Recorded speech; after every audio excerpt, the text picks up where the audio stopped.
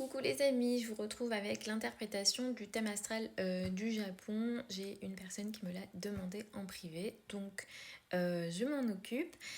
Donc ici on a une énergie du bélier, un soleil en bélier qui est plutôt intéressant dans le sens où on considère le soleil ici euh, exalté dans l'énergie du bélier. Le soleil est fort dans l'énergie du bélier.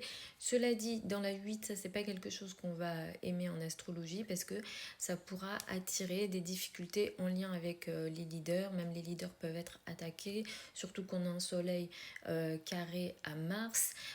Effectivement, moi ce qui va beaucoup attirer mon attention, c'est la maison 4 et ce qui se passe éventuellement dans la 4 puisque c'est un pays qui a très régulièrement des tremblements de terre du fait de sa position évidemment au niveau des plaques sismiques.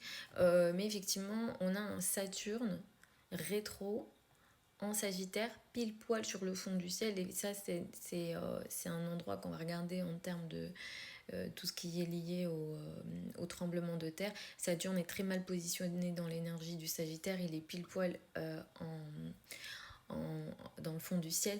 Pourquoi on dit que Saturne est mal positionné dans le signe du Sagittaire? Parce que le Sagittaire, dans son énergie, il veut explorer, il veut s'agrandir à tous les niveaux physiquement et aussi en termes d'idées et de pensées. Et Saturne, lui, dans son énergie, il veut restreindre, discipliner, structurer. Donc on considère que Saturne est mal positionné ici et comme je disais, il est rétro. Le maître du Sagittaire, c'est Jupiter. Jupiter est dans une bonne posture en haut au début de la 11, cela dit à côté de Mars, donc il prend un aspect d'un maléfique. Mars reste un maléfique en astrologie traditionnelle et Mars est aussi considéré en chute dans l'énergie du cancer. Après c'est un ascendant vierge, ça nous étonne pas, ça nous explique qu'il y a une énergie ici de discipline, d'être au service d'eux, d'être dans cette énergie effectivement de production. Ce qu'on va regarder aussi, c'est, je crois que là, avec les chutes des marchés, il y a eu un souci aussi avec la bourse de Tokyo, si je dis pas de bêtises, vous me corrigez si j'en dis. J'ai regardé rapidement au niveau. Enfin, j'ai regardé. Je sais actuellement où se trouvent par exemple les nœuds, etc., les prochains transits.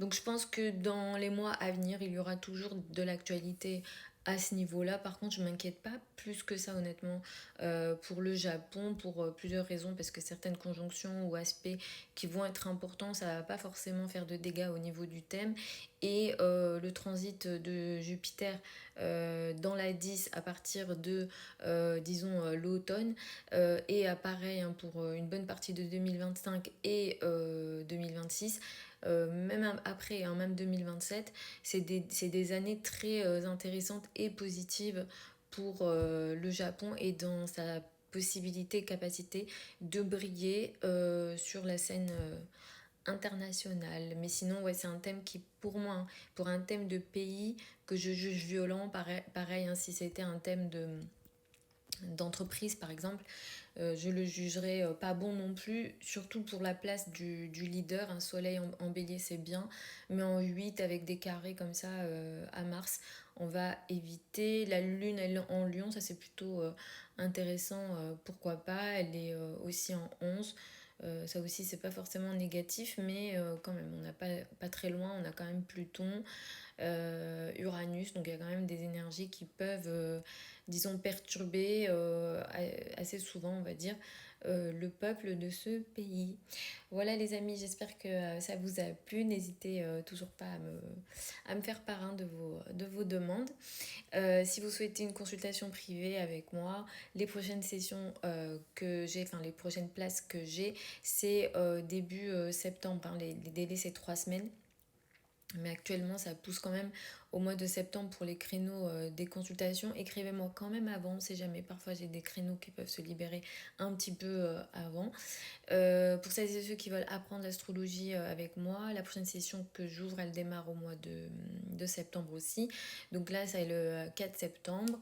Et vous avez le programme, les modalités d'inscription et les informations ou encore mon adresse email si vous avez des questions sur mon site internet.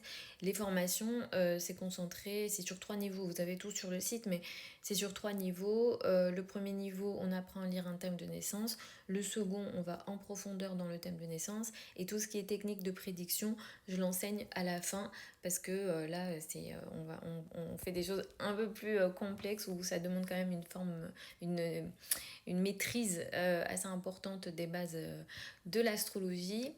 Voilà, je vous embrasse. J'espère que ça vous plaît, ce type de vidéo. J'ai l'impression que oui. Et puis je vous retrouve lors d'une prochaine vidéo.